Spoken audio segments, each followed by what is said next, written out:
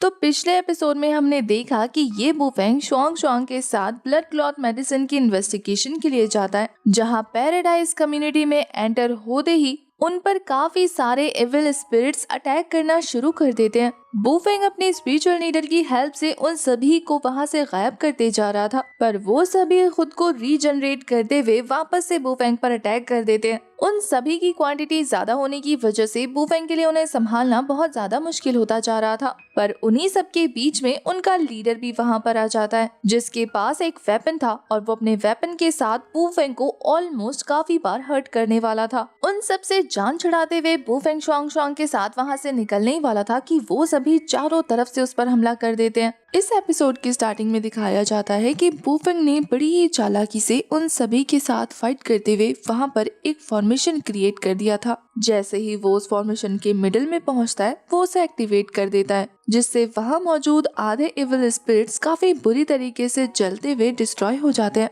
बुफेंग अपने आसपास एक प्रोटेक्टिंग शील्ड बनाकर अपने उस फॉर्मेशन की पावर को इंक्रीज कर देता है। जैसे ही वो फायर पावर रिलीज होनी शुरू होती है, उन सभी डीमंस का नामो निशान मिट जाता है। उन सभी डीमंस के खत्म होने के बाद वहाँ पर एक इविल चार्म गिर जाता है, जिसे बुफेंग ने नोटिस कर लिया था। बुफेंग उस चार्म को अपने पास रख लेता है। उसमें से काफी ज्यादा इविल एनर्जी निकल रही थी, तो वो काफी केयरफुली अपनी पावर का यूज करते हुए उसे उठाता है। बुफेंग को केयरफुली देखने के बाद शुआंग शुआंग उससे पूछती है कि क्या ये लोग मारे गए, सारी चीजें अब खत्म हो गई है ना। बुफेंग कहता है कि हाँ, अब उसने सबको मार डाला है और इस जगह को अपनी पावर की हेल्प से सील कर दिया है, ताकि इन केस अगर एक भी डीमन छूट गया हो तो वो बाहर निकलकर बाकी लोगों को हर्ट ना करे। ये मामला अंडर कंट्रोल देखने के बाद शुआंग शुआंग कहती है कि थैंक गॉड, इतनी बड़ी मुसीबत टल गई, मुझे तो लगा था कि कुछ बुरा हो जाएगा। बुफेंग उसे छेड़ते हुए कहता है कि तुम्हें गॉड को नहीं बल्कि मुझे थैंक यू बोलना चाहिए, क्योंकि मैंने तुम्हें बचाया। तुम्हें बचाने के लिए पता है मुझे क्या करना पड़ा।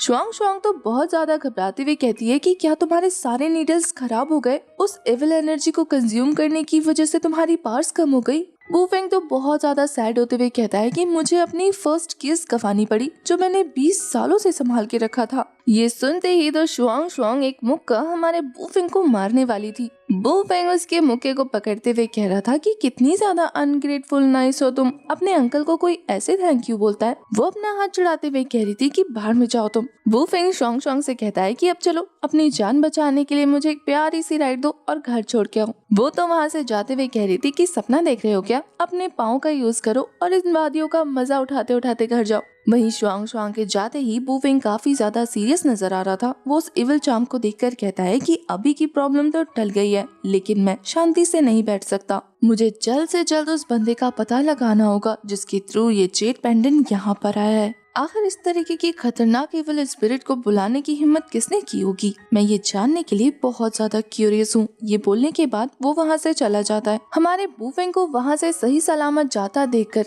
ये मोटू, जो कि काफी देर से उस पर नजर रख रहा था, वो कहता है कि आखिर ये लड़का बच कैसे सकता है। कोई बात नहीं मास्टर, मैं इस बार आपको नीचे नहीं गिरने दूंगा, चाहे मुझे अपनी जान ही क्यों ना देनी पड़े, इससे तो मैं जान से मार के रहूंगा। ये बोलते हुए वो अपने हाथ में मौजूद एक शीशी को देख रहा था। दूसरी तरफ नेक्स्ट मॉर्निंग हमें बुफेंग को दिखाया जाता है, जो कि एंटिक स्ट्रीट पर जाते हुए कह रहा था कि अगर किसी भी पुराने जेट के बारे में पता करना हो तो एंटीक शॉप से बेहतर आपके पास कोई और जगह नहीं है। मुझे पता नहीं क्यों ऐसा लगता है जैसे कि यहाँ से मुझे कोई क्लू मिल जाएगा। तभी अचानक से बुफेंग के हाथ में रखे उस जेट स्लिप में से एक ब्लैक स्मोक निकलकर तेजी से सामने की तरफ जाने लगता है। वो स्मोक बुफेंग को रास्ता दिखा रहा था। वो भी अपनी स्पिरिचुअल आई की हेल्प से उस स्मोक का पीछा करते हुए एक शॉप के बाहर पहुंच जाता है। ये पूरी शॉप एंटीक चीजों से भरी हुई थी। बुफेंग अपनी स्पिरिचुअल आई की हेल्प से वहाँ पर रखे हुए सामान को स्कैन करने लगता है, जहाँ पर उसे इविल एनर्जी वाले 4 कॉपर कॉइन्स रखे हुए नजर आते हैं। वो देखते ही समझ आता है कि ये तो वही है जो उसे चाहिए। ये बोलकर वो फटाफट उस कॉपर कॉइन को उठाकर देखता है। गौर से देखने पर वो उस एनर्जी को फील करते हुए कह रहा था कि ये रात वाली ही इविल एनर्जी है।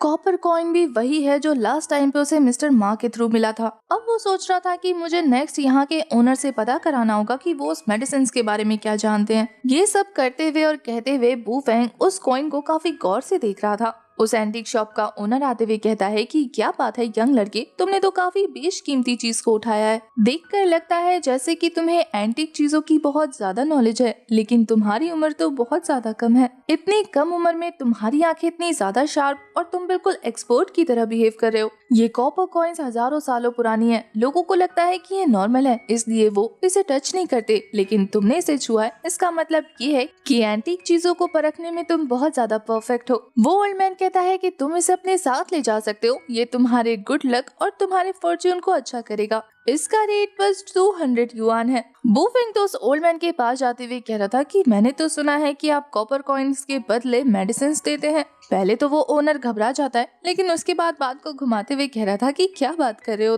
तुमसे ऐसा किसने कहा कि यहाँ पर दवाइयाँ बिकती हैं? मैं तो यहाँ पे काफी सालों से एंटीक चीजें ही बेचता हूँ। अगर तुम्हें दवाई खरीदनी है तो पास ही में एक फार्मेसी है, वहाँ से जाकर ले लो। बूफेंग काफी ज्यादा सीरियस होते हुए कह रहा था कि ब्लड क्लॉट मेडिसिन के बारे में तो सुना ही होगा ना, मुझे वो महंगी वाली दवाई चाहिए। उस मेडिसिन का नाम सुनने के बाद तो इस ओल्ड मैन के चेहरे का रंग ही उड़ जाता है। वो काफी सीरियस होते हुए बूफेंग से कह रहा था, देखो बच्चे, यहाँ पर दवाई नहीं बिकती, मैं यहाँ पर हजारों सालों पुरानी एंटीक चीजें बेचता हूँ, लेना है तो लो वरना यहाँ से चलते बनो। बूफेन कहता है कि मुझे उस मेडिसिन के बारे में इन्फॉर्मेशन चाहिए, इसके बदले चाहे तो मैं तुम्हारी दुकान का सारा सामान खरीद सकता हूँ, जैसे कि एग्जाम्पल के तौर पे इस कॉपर कॉइन को 2 मिलियन युआन में। ये सुनकर तो उस ओल्ड मैन का मुंह खुला का खुला रह जाता है। उसे तो बूफेन की बात पर यकीन ही नहीं हो रहा था। तभी अचानक से दुकान में काफी गुस्से में एक मोटे इंसान की एंट्री होती है, जो अपने साथ एक कैलीग्राफी लेकर आया था। वो चिल्लाते हुए कहता है कि मैं यहाँ से 5000 युआन देकर ये कैलीग्राफी खरीद कर लेकर गया, ये सोचकर कि ये जी शाओ की है और मैंने खुद इसे सेलेक्ट किया था, लेकिन तुम लोगों ने गलत पैकेजिंग के साथ मुझे ज़ांग की कैलीग्राफी दे दी। इसलिए या तो मेरे पैसे वापस करो या फिर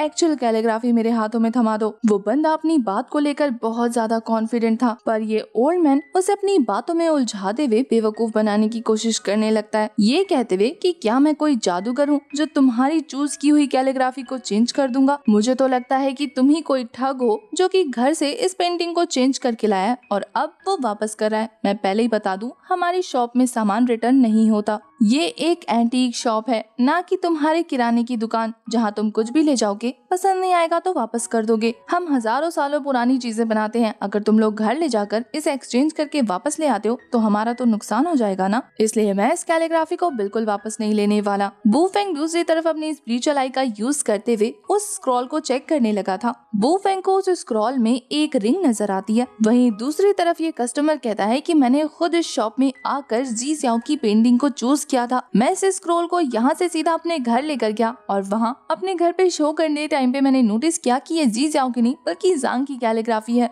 और इन चीजों को एक्सचेंज करने का काम मेरा नहीं है। मैं इस तरीके का फ्रॉड बंदा नहीं हूँ, मुझे बस मेरे पैसे वापस करो या फिर वो कैलीग्राफी दो जो मैंने चूज की थी। ये ओल्ड मैन भी भड़कते हुए कह रहा था कि देखो यंग मैन, हम यहाँ पर बिजनेस करते हैं, बकवास नहीं। हमारे बिजनेस के कुछ उसूल हैं, जिसमें से पहला उसूल ये है कि कोई भी सामान वापस नहीं होगा और ना ही एक्सचेंज होगा, क्योंकि हर सामान का अपना एक रेट है, अपनी एक वैल्यू है। लेकिन अगर तुम्हें लगता है कि तुम फिर भी इसे वापस करना चाहते हो तो फिर मैं इसे अपनी कीमत पर खरीदूंगा। तुमने इस कैलीग्राफी के 5000 युआन दिए थे ना, मुझे याद नहीं, इसलिए मैं सिर्फ 2000 युआन दूंगा। अगर तुम्हें देना है तो दे दो वरना यहाँ से चलते बनो। इसके अलावा तुमने हमारी एंटीक शॉप से ये सामान खरीदा है, इस चीज का कोई प्रूफ नहीं है, तो अगर मैं पुलिस को बुलाऊं तो वो तुम्हें अरेस्ट कर लेगी हमें फेक सामान देने के बदले। अगर तुमने पुलिस को बुलाया तो उसका कोई फायदा नहीं होगा, क्योंकि सारे प्रूफ हमारे सपोर्ट में है। उस ओल्ड मैन की ये धमकी भरी बातें सुनने के बाद तो ये बंदा सच में घबराने लगा था, ये सोचकर कि कहीं वो सच में इन सब में ना फंस जाए, क्योंकि इस ओल्ड मैन का कहना था कि अगर ये स्क्रॉल नकली हुआ तो जेल तुम्हें ही होगी, हमें फेक सामान सेल करने की वजह से। इसलिए बेहतरी इसी में है कि मैं जो तुम्हें रिटर्न कर रहा हूँ उसे लो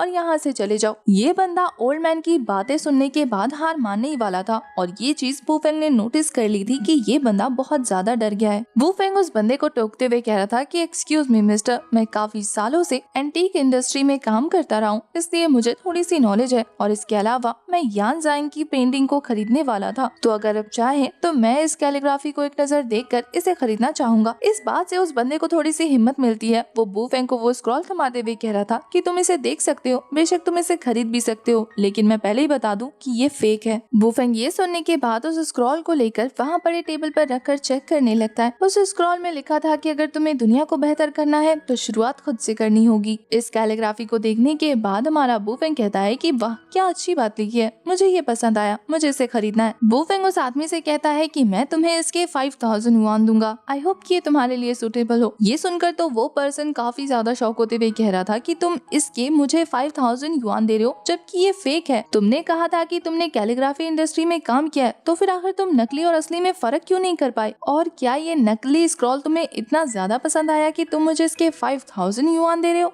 वू फेंग तो अपना फोन निकाल के दिखाते हुए कह रहा था कि मैं 5000 युआन तुम्हें ऑनलाइन पे करूंगा, इसलिए अपना स्कैनर निकालो। वो बंदा अपना फोन ओपन करते हुए कह रहा था कि देखो ब्रो, मैं इसे वापस नहीं करूंगा और मैं पहले ही कह रहा हूँ मैं मना भी नहीं करने वाला। ये फेक चीज तुम अपनी मर्जी से खरीद रहे हो तो बाद में मुझे इसमें इन्वॉल्व मत करना। पर बू फेंग तो बिना कुछ सुने उसे पैसे ट्रांसफर करते हुए कह रहा था कि ठीक है, हम टच में रहेंगे, मुझे तुम्हारी पर्सनैलिटी बहुत ज्यादा पसंद आई। वो बंदा भी वहाँ से चला जाता है कि चलो उसका नुकसान नहीं हुआ। वहीं उस बंदे के वहाँ से जाने के बाद ये ओल्ड मैन और भी ज्यादा स्क्रॉल लेकर आ गया था। उसे लग रहा था कि बू फेंग बहुत ज्यादा पैसे वाला है तो इसे आराम से चूना लगाया जा सकता है। वो बू फेंग से कहता है कि लगता है आपको कैलीग्राफी में बहुत ज्यादा इंटरेस्ट है, मेरे पास और भी बहुत सारे स्क्रॉल हैं, आप चाहें तो एक नजर देख सकते हैं। बू फेंग तो उस ओल्ड मैन को मना करते हुए कह रहा था कि नहीं, मुझे बस इसी स्क्रॉल में इंटरेस्ट था जो कि मैंने खरीद लिया, बाकी मुझे कैलीग्राफी के बारे में कोई नॉलेज नहीं। वो ओल्ड मैन कहता है कि इस कैलीग्राफी में ऐसा क्या है जो बाकियों में नहीं है? वू फेंग उस ओल्ड मैन की बात सुनने के बाद कह रहा था कि तुमने काफी ज्यादा रिच बनने का चांस गवा दिया, तुमने घर आते पैसे को लात मार के ठुकराया, इसमें मैं कुछ नहीं कर सकता। बू फेंग की इस तरीके की बातें सुनने के बाद वो ओल्ड मैन कहता है कि देखो यंग मैन,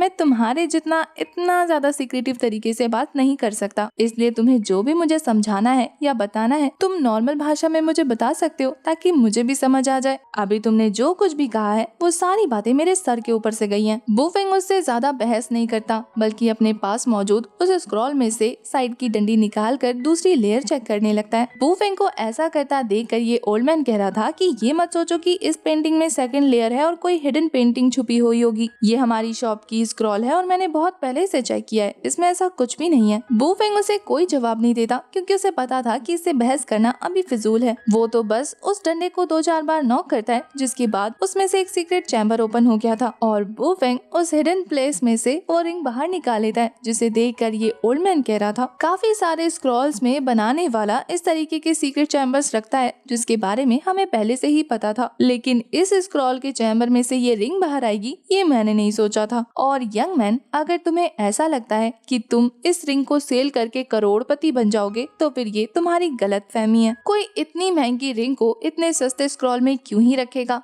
मुझे तो लगता है कि अगर तुम इसे सेल करने निकलोगे ना तो तुम्हें 5-6 युआन से ज्यादा नहीं मिलने वाले, और अगर किसी को ये रिंग पसंद आई तो वो तुम्हें जाकर 10-20 युआन देगा। यंग मैन, तुम कितने ज्यादा बेवकूफ हो जो तुमने ये सोच लिया कि ये रिंग सेल करने के बाद तुम अमीर बन जाओगे। मुझे तो नहीं लगता कि इस रिंग को कोई खरीदने वाला है। उस ओल्ड मैन के कहते ही वहाँ पर एक और बंदा अपीयर हो गया था जो बू फेंग से कहता है कि मुझे ये रिंग खरीदनी है, वो भी 5 मिलियन युआन में। ये वही बुड्ढा है जिसे हमने पिछले एपिसोड्स में देख रखा है जो ब्लड क्लॉथ मेडिसिन का लेन देन करता है। उस पर्सन को देखने के बाद ये शॉप ओनर काफी ज्यादा रिस्पेक्ट के साथ कह रहा था कि मास्टर शुआनजी आप यहाँ। वहीं दूसरी तरफ मास्टर शुआनजी तो वू फेंग से कहता है कि मुझे काफी ज्यादा खुश होगी अगर तुम इस रिंग को मुझे बेचना चाहो तो मैं इस रिंग की तुम्हें मुंह मांगी कीमत दूंगा। वू फेंग तो मास्टर शुआनजी को मना करते हुए कह रहा था कि नहीं, मुझे पैसों की कोई कमी नहीं है और मैं इस रिंग को नहीं बेचने वाला। इसके बाद तो वो उस ओनर से कहता है कि तुम्हें अपना प्रॉमिस याद है ना? उस ओनर ने कहा था कि अगर इस स्क्रॉल में से कुछ भी निकले तो मैं तुम्हें उस ब्लड क्लॉट मेडिसिन के बारे में थोड़ी सी नॉलेज दे दूंगा। तो अब वू फेंग के याद दिलाने पर ये ओल्ड मैन कहता है कि हाँ मैं अपनी हार मानता हूँ, मैं मान गया कि तुम्हें काफी बेशकीमती चीज मिली है। वू फेंग तो वहाँ से जाते हुए कह रहा था कि मुझे लोकेशन सेंड कर देना, दोबारा याद ना दिलाना। जाना पड़े। वुफेंग के वहाँ से जाने के बाद ये मास्टर शुआंजी कह रहा था कि